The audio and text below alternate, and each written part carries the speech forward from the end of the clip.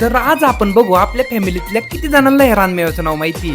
तर रामकृष्ण हरी मंडळी, तर आता आहे ना वयस कमी 3 दिवस झाल्यात मी दररोज रानात जातोय आणि ऊसतोडीवाल्यांकडून जी कांडकी राहिल्यात त्यांना गोळा करतोय. बाकी लोक म्हणत असत्यान कसं सांगू राणी मला माझं गाव सुटना, आणि त्याच्या उलट मी काय म्हणते माहितीये का, अगं कसं सांगू राणी मला माझं रान सुटना, कारण की ही कांडकीच संपाना. आणि आता चालू घडीला माझा रुटीन कसं चालू आहे माहितीये का, दररोज सकाळी उठायचं आणि अख्खा बायसेप ट्रायसेपचा वर्कआउट होईल एवढी मोठी पाण्याच्या बाटलीला घ्यायचं आणि डोक्यावरती असं हंपायरच्या टोपीला घालायचं आणि रानात जाऊन दिवसभर कांडक्यांना गोळा करायचं. आणि आता तुम्हाला असं वाटत असन एवढं काम करून मला दुःख होत असन, पण असं अजिबात नाही बरं का, कारण की ज्या ठिकाणी सगळी दुःख विसरली जातात त्याला शेती म्हणतात. शेतकऱ्याला खरं दुःख होतं कुठं, जेव्हा त्याच्या पिकाचा भाव किरकोळ लागतो आणि पुढचा व्यक्ती पार 5 रुपयाला गड्डी असली तरी तिला 2 रुपयाला मागतो, तेव्हा तो शेतकरी ती गड्डी तर हसत हसत देतो, पण तो गड्डी घेणारा व्यक्ती एवढ्या कष्टाची किंमत एवढी किरकोळ लावितो. पण असो, विठ्ठलाच्या कृपेने अजून तर आपल्याला कसली कमी नाही. जेव्हा कमी होईन तेव्हा विठ्ठला मी तुझ्याकडून मागून घेईन. पण आता चालू घडेल आपण आपल्या मेन मुद्द्यावर येऊ. मग तुमच्याकडे हा रानमेवा असतोय का? आमच्याकडे तर बांधव यांना उता आलाय. आम्ही यांना म्हणतो इलायतीचा.